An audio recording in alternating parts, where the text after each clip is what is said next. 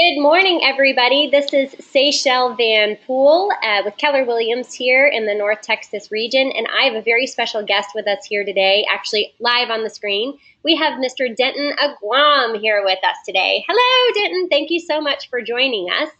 Absolutely. Denton is joining us as a part of our monthly series that we've been doing called the Millionaire Mindset. And I'm excited to have Denton on board, not only because he's a great business owner and growing a really fantastic team with Keller Williams, but he's also a dear friend. So I'm excited to have you on for both of those reasons. And this is sponsored by our North Texas and New Mexico region in Memphis. So we are very appreciative of them for helping us host this. Every first Thursday from 11 to 12 Central, we have our special guests. So Denton, I am going to kick this off with you. And our conversation today, let's just let it flow. We've known each other a really long time, so I'm excited for us to let everybody get to know you better. So tell me, how long have you been with Keller Williams? So I've been with Keller Williams 15 years. 15 years. And what made you decide on Keller Williams when you got into real estate 15 years ago? Oh, wow. So 15 years ago, I was at the Champion School of Real Estate, and everybody came in and, they did their kind of dog and pony show. And, Keller Williams honestly just gave the best and most logical business presentation that I saw. It just really made sense to I think that's where I'd want to grow my business. Little did I know what it was going to do for me.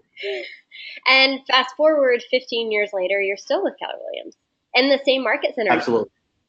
Same market center. That's right. That's awesome. And you've got fabulous owners, Dick Dillingham and Mike Brody, which are just awesome. Right. And Mr. Bob Baker over there. So talk to me, give me a little background on your story and how your business started and sort of where it's evolved to where you guys are going today. Okay. It's kind of two parts. So let me kind of start with that 15-year part that you talked about. So I started right around 2002. I didn't really know what I wanted to do, to be honest. I came out of college. I was kind of searching for what I wanted to do. I ran into a fraternity brother of mine that said, go get your real estate license, sell some homes. If it doesn't work, move to Austin and work with my father, who was a commercial real estate agent. At the time, in my early 20s, man, that sounds like one of the best plans I've ever had. So I did it. And then those years from 2002 roughly to 2009, it was pretty good. I was an individual agent. I did some great things. 2009 was my biggest year and was kind of more my defining year of what I was going to do with my real estate career. I wasn't sure if I wanted to build a team or what it was. I just know I wanted to sell some homes. To be honest, I kind of call it my selfish year, Seychelles, because I was really focused on myself and how to sell another home, which is, whatever, that's part of life. Yeah. I think during that time, you were also, what's that? During that time too, I would say you were also sharpening your skill set. You were learning, we kind of go from, we jump in, and a lot of people that grow teams, they're individual realtors first, right, or individual agents first, and they have to learn what they don't know. You have to learn a skill set first, and then second, you start learning people, and then you start learning business, right? So I would say that first part for you was really learning your skill set. I mean, that's almost exactly what happened. I mean, I was very entrepreneurial, and what happened in 2009, kind of my personal story was, it's the best time, worst of times. The market was kind of dipping. Right. However, that year, I think I ended up doing a little over 10 million in sales as individual agents. However, my father had been diagnosed with cancer the 6 years prior to that, and he'd been battling, did a good battle, but we knew in 2009 that it was towards the end. He was a little older. He couldn't really do chemo anymore because of his age. So literally that year, I would work Monday through Thursday, half a day Friday, drive down to MD Anderson in Houston Friday night, let my mom go and relax in the apartment that we rented for, and I'd spend Friday night, Saturday night, and half a day Sunday with my dad, and drive back and do it all over again. And the mentors in my life at that point in time said, you know what, you need to spend as much possible time with your father as you can. So I did. And it's great. I'm so blessed and so happy that I had that in my life. But what had happened was I was making good money. I was working kind of burning the midnight oil. So I had to take a look and say, well, is this really what I wanted to do? My dad had passed November 13, 2009, and you kind of have those moments of clarity, right? Yeah. What do I want to do with my life? What am I going to do? And I was questioning if I wanted to stay in real estate because I knew. Yeah. What's that? That gives me goosebumps. Yeah. Yeah, I mean, I was questioning if I wanted to stay in real estate because I was like, well, one, if I go back in, I know myself, I'm just going to go and try to burn the oil again and possibly get burnt out. Right. And two, who would want to eventually marry me and start a family with somebody that was so obsessed with his work? So I had to figure out what I wanted to do. So from 2010, 2011, my business dropped. I kind of started studying teams, trying to understand. One of the biggest regrets I had is I decided to get out of coaching, which I never should have done.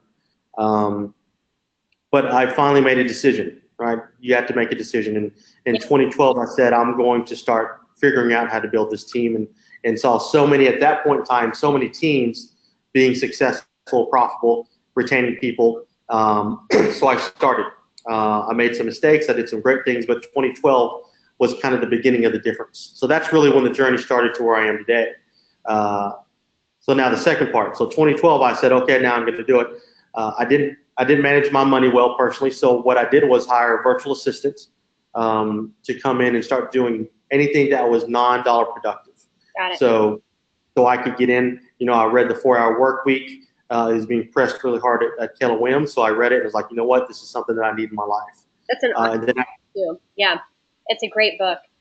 Absolutely. Yeah, I still have the same VA I hired in 2012. Really? That's awesome. Still with me.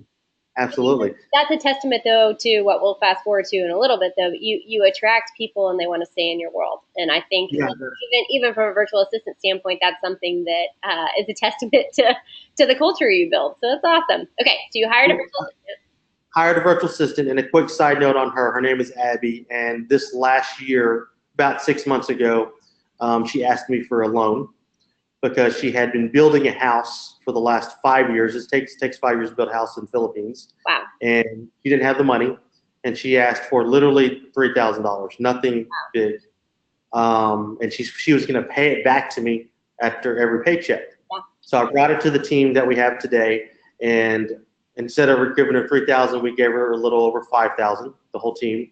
And when I called her on the phone, we did a video. We told her, we're going to give you some money, but we want pictures of the house to see how it's coming. And by the way, it's $5,000 plus, not $3,000, and you don't have to pay us back. And she absolutely she lost it. She didn't know what to do. Everybody in the room was crying. It was a great moment. It was a great moment to be able to do that for somebody across the country, across the world. That's incredible. So 2012, your world changes. You hire a virtual assistant who is still with you today, Abby, and you now start growing your business. What was your mindset at that point? Now you have one person that you are successfully working with at that point, right? It takes one key really good hire to start understanding the power of what others can do with you. So you've got one person now helping you to leverage. Where do you go from there? So I think it was that progression of learning my skill set. Now is learning how to work with people. The next person that I came into my world was Lindsay Knight, who you know, and she is was the reason why we've continued to build everything the way we have. At the end of 2012, I actually helped Lindsay and Austin, her husband, buy and sell a house, and gave her the red book, and she came and said, I think I want to get in real estate. So I said, great. I'm not quite ready to hire any team members. I'm still working through this virtual assistant thing, but come on board, learn it, and then we'll talk. Yeah. Finally, right around Mega Camp at the end of 2012, I was there, and I saw the whole buyer model and buyer system model being talked about, and I said, you know what? That's what I need you to do. Yeah. Let's do this. So at the end of 2012, we said, let's go for it. So 2013, it was me, her, and the virtual assistant, and we focused on production. It was very messy, but it was production-based. So we focused on that. And the progression since then has been amazing. 2012, I think I did, let's see, the last 5 years have been 11 million, 13 million, 25 million, 42 million, 65 million in sales. So just to kind of give you, not to progression. look at numbers, but that kind of gives you the idea of the progression. Yeah, that's incredible. And what's your goal for this year? 130 million. That's awesome. So you're looking at least growing by 50%, if not doubling every year. Yeah. And what that's done for us, it's kind of that goal setting to the now. Going back in that 2012-13 year, I drew out where I'd want to be in 5 years, where I'd want to be in 3 years, and where I would want to be in year one. I drew out the economic model based on how many homes I would have to sell. I drew out the org chart based on how many people I'd have to get in my life. I drew out the mentors that I need to visit or see or model. And I drew out the questions that I didn't know, like, well, I wouldn't know this or I wouldn't know that. And I kept those 3 sheets of paper with me the whole time. And it kept me focused on year one, because the goal in 5 years was to get to $100 million in sales. Right. Which really pushed my mindset. It was like, oh my God, how do it was just. I'm at 11 million right now. How do I get to 100? Yeah, that's a 10X. Yeah. And then the other part, now being almost in the end of this 5 years, I realized that the 100 million wasn't a big enough goal. I actually didn't stretch my mind big enough 5 years ago. It's been great, but now continuing to grow, I was like, wow, I should have made that goal 1 billion or even bigger. Right. So have you reset your goals now for the next 5 years? I have. So what does it look like? So now I reset it to really big goals so I can continue to ask myself questions daily, what I do to get there. It's 100 expansions in 5 years. Awesome. And are you envisioning all over the country, all over the world, all over the Metroplex? What are you looking at? I think it's all the above. I mean, to have that many would be in DFW. It would be all over the state of Texas, all over the United States, and even maybe outside the country. But it always begs the question for me, am I generating enough leads to be able to expand? Do I have an operations that can expand? And then can I get in the right business with the right people to expand? Right. If I can continue to nail those 3 things like we've done at the hub, I don't think there's any reason why we can't expand. I mean, look at Gary Keller and what he's done in the 30 years that he's had Keller Williams. That's exactly right. So talk to me then about how you get tactical with that. Let's talk about how you share the vision when you're bringing on the right people, right? Sure. What does that look like when you're in dialogue with somebody that's really talented and happy with where they are? How do you share your vision with them? So it's kind of a running joke on the team, because I do the same thing with everybody.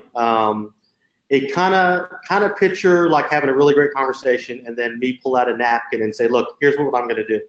So we start with a really great conversation. I really focus more on, Seychelle, tell me about what are you wanting? Why real estate? Where would you like to be in 5 years? What is this business going to do for you, to really understand what they need to make sure it goes along. And then I said, you know what, that's awesome. Let me show you a little bit about what we're doing. Because at the end of the day, what I found is if your goals can align with ours, it could be a good fit and we can take it to the next step. So I began starting and telling this exact story I just told you. I said, well, I want to tell you a little bit about me. I tell them the story from 02 to 09. And I said, now I made a change in 2012. And I just start, instead of telling, I hired this, I draw an org chart out with a circle in the middle. And then I draw out the sales division, talk about Lindsay and how we have agents there. Draw another circle over here about our inside sales division and how we have a gentleman named John that runs that. And then draw a circle in the middle of those 3 that talks about the operations division, and Bonnie runs that and what that looks like. Draw a big box around that and say, this is our hub. This is what we've been building the last 4 to 5 years. Now, the good thing with this is that we treat everybody on the same team equally. We do not say it's a promotion or one's below another. We know that we all serve each other. And then the final piece is, now the big piece is that most people will stop here, but we want to keep going with expansion. And some people want to do it, some people don't, and it's totally great. But what I found is a lot of people will come to you to learn the business, build their business, but they're going to stay if there's continued opportunity. Right. I think Keller said it best, is if your world is big enough for them, they'll stay. Right. But any moment that they can't get what they need in your world, they're going to leave, which is stand out. Yeah. totally cool. And I say that in the very first interview I have with anybody, Seychelle, my goal is to help you get to your goals that you're talking about. And if I can't do that, then you need to find another opportunity because I'm not providing for you what you want. Right. And that's okay. But at the same time, you just saw what I drew out. I need your help to get to where I need to go. And if you can't help me get there, then there may be an opportunity where we don't need to work together either. And that's okay too. And then I draw out the expansion, and I just draw out that we're going to expand here in DFW, name some areas, and say it's going to basically look like the sales division that Lindsay's running at the hub, except you're going to take advantage of the operations team that's already here. You're going to take advantage of the inside sales team that's already here, and you're going to focus on not only production, but also leading other people, which is two distinct different roles. Selling a lot of homes and leading people are two different skill sets. Very different skill sets, yeah. So when you're looking then, so basically for each of the expansions, you're looking for a hub leader in each of those. That's right. To build out their sales team, right? That's right. Okay. So what are some of the non-negotiable skill sets or traits that you look for in people when you're looking for somebody to join your culture? So the three things that have continued to arrive in our culture are grit, which we define as get knocked down and get back up again, which we know in this business you need a lot of. Yep. Learning based. So I don't want to ever feel like anybody on the team, including myself, has arrived. Yep. That we can never be better, that we can never continue to learn. You know, and the best quote I've heard there is, are you doing the best that you can do or the best that can be done?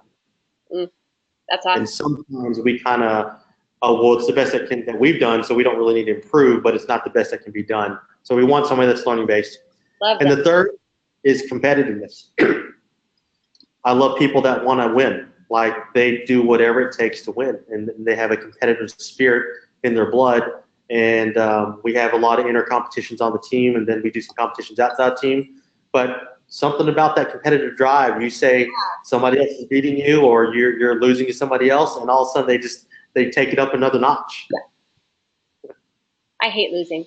That's my I know, right? Somebody asked me, do I love the joy of winning better, or do I hate feeling the loss? And I go, I hate losing. I hate the loss. Of loss. I win because I hate losing. Exactly. Like I'll win, and it's like, okay, great, I was supposed to win. But then when I lose, I'm like, oh my God, what's going on? What do I need to do next time? And I think that's where Gary tells us all the time too, right? Like we fail forward. And when you don't win, it's not just, are you a sore loser? That doesn't matter. It's, have you failed forward and learned something from it so next time that won't happen again? And I think that's that exact thing of, you know, do you hate the feeling of losing? Well, are you failing then if you've lost? How do you learn from that and move the ball forward to where it doesn't happen again? Yeah, if you don't learn from it, then it becomes an issue for sure. Yeah. And even that's kind of our mindset. Right? The one thing, and I've struggled with this a little bit, but when I took Recruit Select one time, I realized I was kind of like, oh God, okay, now I realize everybody else feels that way. I think you might have been in that class too. Yep. But there was a point back before we did career visioning that there was a morale meter. It talked about your morale. Do you remember that? Oh yeah, I do. Yeah, mine was discouraged. Mine was very discouraged. Yeah. So I'm sitting there and I'm like, I do feel discouraged all the time because if I hit a goal, Seychelle, I feel like I set it too low.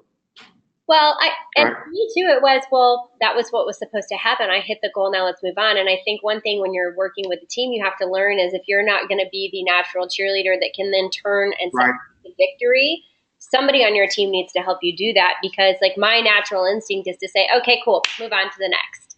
And that can be demoralizing in a team environment. And so it's really to either recognize that's a skill set you have or that you don't. And being a discouraged or very discouraged person, which just means we're never satisfied. It doesn't mean that we're like cranky. You're like one of the most optimistic people I know. It does mean though that we're never satisfied. It's never enough. We can always do better or do more, right? Just the same thing. Yeah, that's I have arrived. Right. I did have to learn how to celebrate better with my team. So how do you do? So because we would hit a goal, and I'm like, all right, let's increase it. Yep. How do we celebrate? So we've done a couple things. We'll go and do events like a barbecue at somebody's house. Lindsay and Austin always put their house up, and we go and just kind of have we call it the Dare Family Barbecue.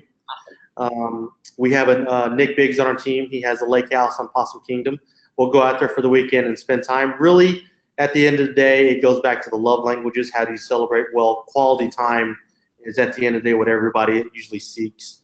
And we did the 5 love languages on the team last year to really understand, to make sure how does everybody feel loved and communicated with.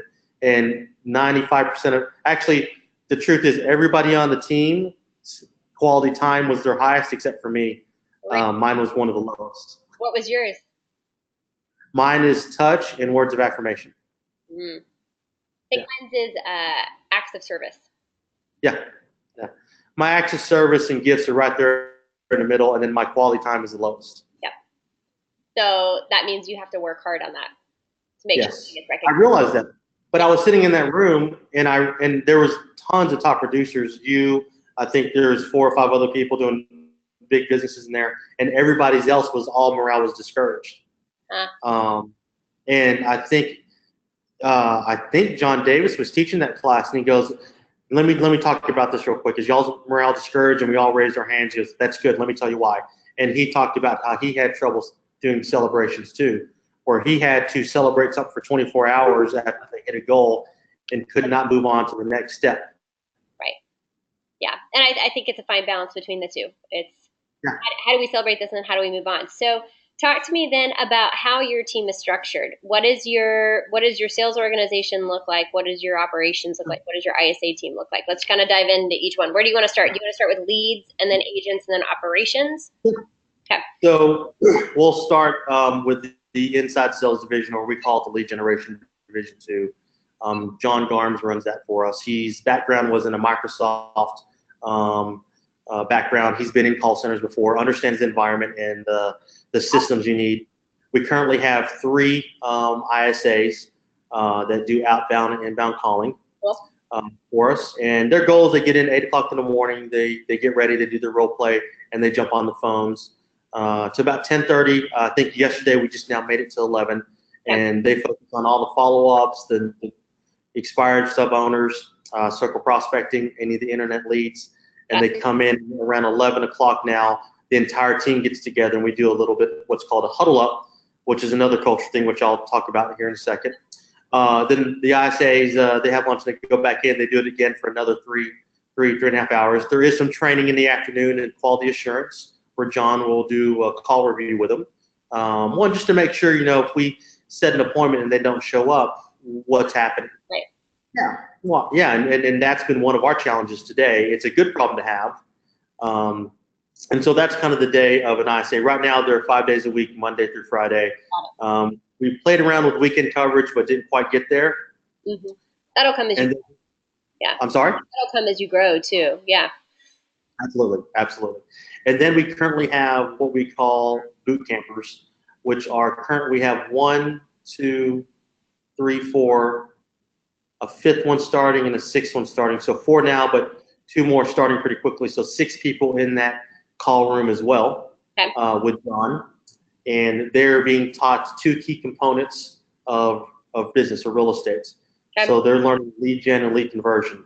So when you come on the team, outside of you not having a lot of production, you go through the lead gen division first. Got it.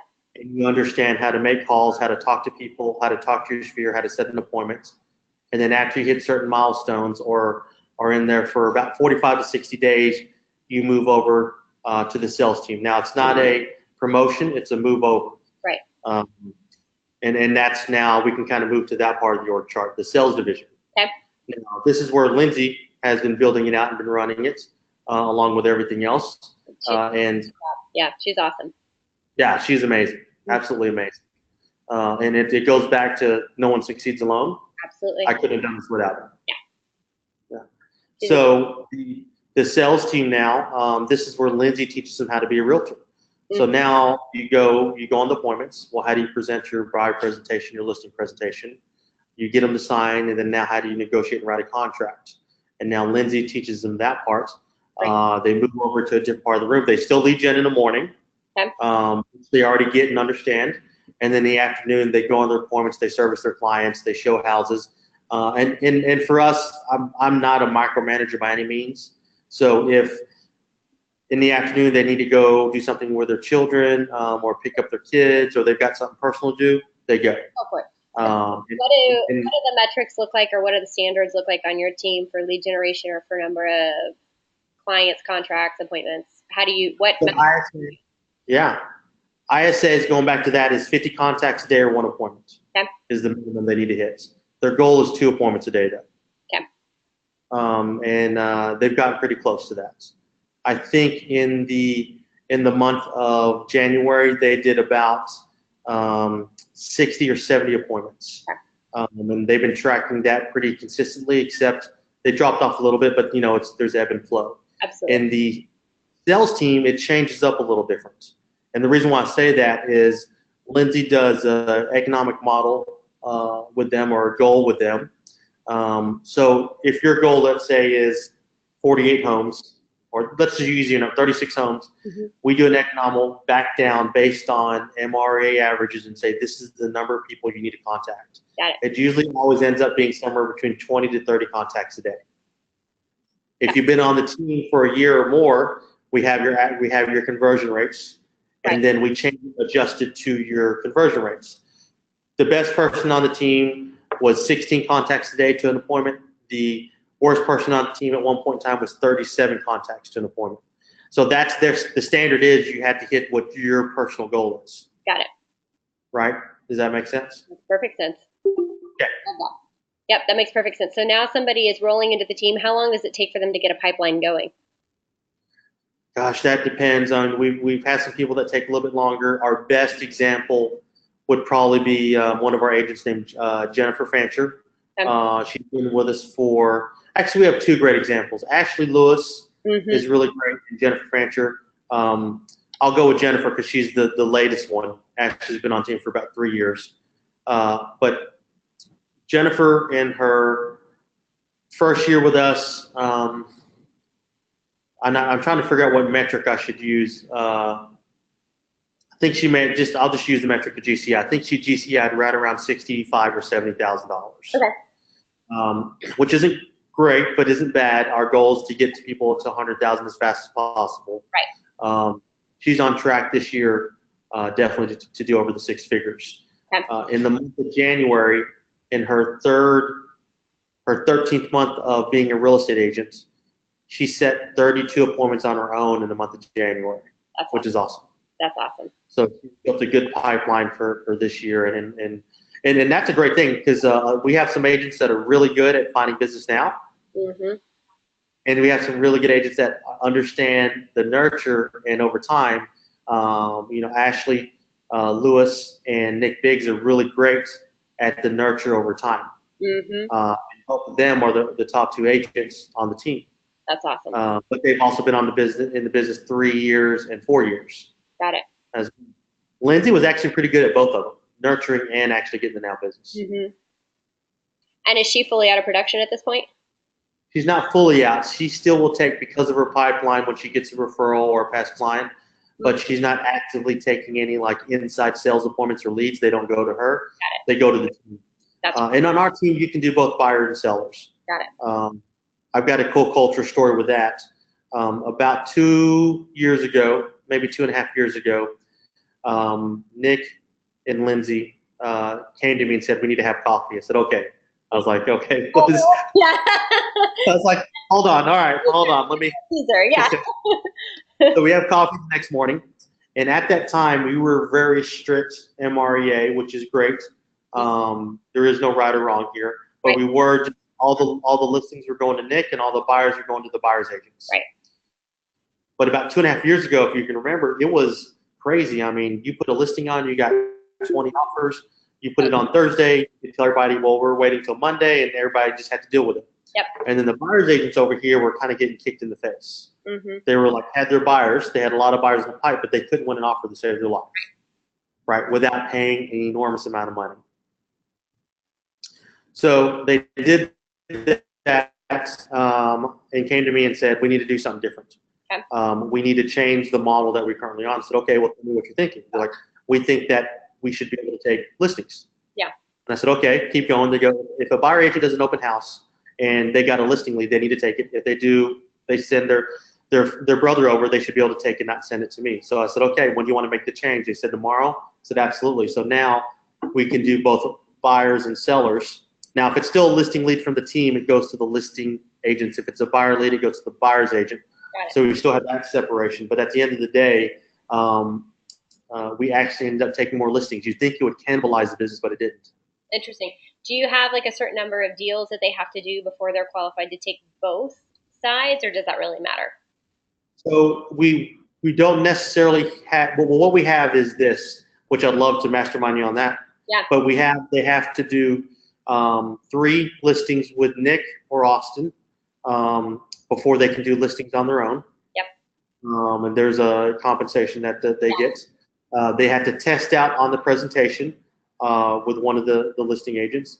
And on the buy side, they had to do the same thing and also test out on the buyer presentation on 3 deals as well. So I don't know if it's the best way, but currently it's working. We know when we get bigger, that may not be the best way to go. Right. Well, and I think the beauty of teams is every team is different and every team has its own culture and systems that work well for them. So if it's working for you guys, I think that's all that matters on that. Cool. I think that's great. So, that's the sales team makeup now. And then the last is the operations. So that looks like Bonnie runs the operations team. She has a great background. Pappy's Pet Lodge, have you heard of that? Yep. Yep. So she was with the owner of that company from the inception when they started that company, and basically helped get it from one location to, I believe, about 8 additional locations. Right. At the end of the day, she was the COO of that company. However, the original owner sold to a new owner and decided that he didn't really want to keep expanding. So her opportunity was kind of limited. Yeah, he was a great businessman, nothing bad. He just owned so many businesses that he really didn't have time to focus on one to grow it. He was getting his return and he was good. Right. So that's when I interviewed her, and that's one thing that I did backwards. It wasn't wrong or anything, but I started with Lindsay, which is great, helped me do everything, and she's going to be amazing on everything else she builds out. Right. But operationally, I would say we built it pretty messy. Right. So Bonnie's been with us for about 6 months, and now her goal is to kind of unwind all this tangled stuff so we continue to grow and continue to expand and go into other markets, because we have some great systems and models. They're just not necessarily on paper. That makes sense. Well, I think as you grow, that, like Gary says, we have that E to P, right? We're entrepreneurial and messy, and then we got to get our systems in line and get the baseline going. And then we're entrepreneurial again as we're growing, and then we get purposeful again with our systems, right? Absolutely. Absolutely.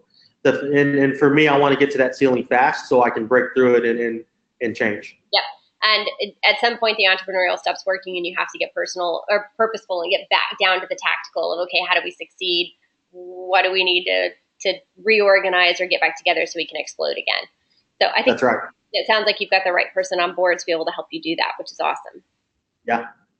So tell me what I didn't ask that I need to make sure I ask of you. Oh, good question. So, I think the couple of things I've learned through this is I had to change my mindset. I really had to focus on helping other people get what they wanted, kind of going back to that selfish mode. Personally, what changed for me in that 2012 changeover from really looking from individual team was I had to stop focusing on how do I get more for me. Yeah. So I really focused on what is the opportunity I can build, because it's very easy, and we've had some turnover, but they could come on board, we could train them, they could learn, they eventually they could leave, and I understand that is a possibility. So for me to keep focusing on their opportunity and growing to their vision boards, and we know on the team everybody's vision for themselves personally. We have them do vision boards. We have them write down their goals so we can make sure that we're on track to hit what they want. Yeah. Now, they have to also put in the work too. It's not just a one-way street. Absolutely. One thing that I loved this last year, so this is our second year to do vision boards last October as a part of our business planning. And one thing I loved is we had, Erica and one other team member actually take their vision board from, so this would be 2016 to 2017, right? And now we're building 2017 to 2018. They actually cut out the parts of their previous vision board that they didn't accomplish and stuck them over to the next one. And so you could see the old board with everything that was accomplished with the holes in it for the things they didn't get, and then those were translated over to the new board with everything that they had added to the new board. And it was such an amazing visual representation of like, this is done. This is where I still have to go. It was really awesome. So, I love it. Yeah, I know. I thought that was a great idea. It's like, oh, genius. It's great. Okay, so yes, you do have to. I think that's a great aha, right? Of you do have to help other people get to where they go, and if we don't know what they want and what their vision is, then we can't help them get there. But you're right. You have to do the work too. If it's just a one-way street, then it feels like a very one-sided relationship. Yeah, and I'll have to steal from Ben Kinney because he's the one that told me about it. But loving results, I'm sure you've heard him say this before. But at the end of the day, you want to love the people you want to work with. Now, I know it starts business first, then you become friends, and ultimately it becomes family because we are definitely a family here. And as we grow and grow and grow, that bond of the family, we have to keep re-energizing and making sure we have it. And then you have to get results. It's not. We're not here just to hang out. We are here to build a big business, big dreams, big visions, big goals. Mm-hmm. And if you have one without the other, it causes problems. If you have someone on the team killing it, but everybody hates being around him or her, their cancer team, then they come to me and go, well, why is so-and-so around? Or they may say, well, the only reason he stays around is because he sells a lot of homes, and I guess that's all you care about. Or vice versa, somebody doesn't do their results, or they're not committing to what they've promised to on the team. Right. But if they're a close family member, one of my best friends, whatever, they go, well, you're only keeping around, you're cutting them slack because you're related to them, or you love, clearly they're your favorite. And so without both, and it's tough, it's not easy to determine those lines, but at least we have that bar on the team and everybody knows love and results. I love that. Thank you. I'm going to be borrowing that. But I'll give you credit. I love that. I'll give you credit. That's awesome. And tell me too, real quick, because I know you've got to go teach your class. Tell me a little bit about how you balance building a big business and your family. How do you do that? Yeah, so that's been a big one. What's that? Your wife is also a successful attorney and works too. So how do you guys juggle that? How do you have a relationship? How do you keep your business going and your beautiful son Knox? Like, how do y'all do that? I think it's first, it's a continuous conscious decision to make sure that we spend time, that we choose to time block, that we schedule everything out. We're actually leaving this afternoon to go to San Antonio for her birthday to spend a couple days at La Cantera in San Antonio, which is supposed to be beautiful. Hopefully the weather will be nice. It'll pass. It'll be fine. Yeah, you're good. And this is a big one for me because I would, if in my natural state being kind of not conscious, I would work all the time. Like I just love it. It's me. And I have to find outlets for that because I know now when I get home I can't be on my computer working on things. Maybe I read a book instead. But I will say, my son's 19 months old. He takes a bath every night since he was 3 weeks old, and I've bathed him probably at least 80 or 85% of the time, or even longer, because I make a conscious effort, and everybody on the team knows that, so they know that it's my goal to get home, so I can put him down to bed and bathe him. And the other times that I'm not there, it's either because I'm out of town or I'm doing something. Right. But I make a conscious effort as a goal to put him down to sleep and bathe him. And I love it. I mean, it's just, I don't want to lose that. Yeah. And we have to get better at our scheduling. We're pretty good at it, but we schedule everything out because she's very busy and I'm very busy. And on top of that, she just launched a charity in Dallas called DFW Angels. And it's focused on helping foster kids in the foster kid system here in Dallas. Wow. It's a franchise out of Austin. She submitted to be on the board in Dallas. She had to raise X amount of money. She did it amazingly in a short amount of time. So now we also have time to focus to do that. But that's something very family time to go do that, and also bring Nash along so we can raise him, the way we were raised. That's right. So you've got Nash, you've got Brandy, you've got you. You guys are awesome. And Yeah, I'm thankful for your time today, because I've got my notes going over here on the side as we're talking, and I love where you're going, man. You're just doing a great job, and I'm so proud of you. You're just growing and exploding. Oh, thank you. Watch You've been a big help. Well, it's a team effort for sure. So if anybody from outside of the North Texas, New Mexico region is looking to send referrals their way, I've got your contact information up on the screen so they can make sure that they send referrals to you. And if you have any questions or follow up with anything we talked about today, please feel free to reach out to Denton as well, and he'll be happy to answer your questions too. So you're awesome. And then up next, we have Sean Provencher, who we talked to a year ago this month. He was in a booming seller's market, and the market has shifted. And so, as he politely put it has. Shift happens, and he is in the middle of a major market shift up there. I mean, 40% drop off on the number of homes that are sold year over year from last year to this year. So we're going to revisit with him going from a booming seller's market where they couldn't keep a home on the market to save their life to an extreme shift in the market in Canada on what they're doing now to stay ahead and to grow their business, which I think will be really interesting. So next month we'll be here, same first Thursday at 11 a.m. Central, and we'll jump into Sean's business and what they're doing different. A shift happens. Awesome. So. All right. I appreciate you, Denton. You're the best, and we'll look forward to talking again soon. Thank you so much. Appreciate you. Thank you. Absolutely.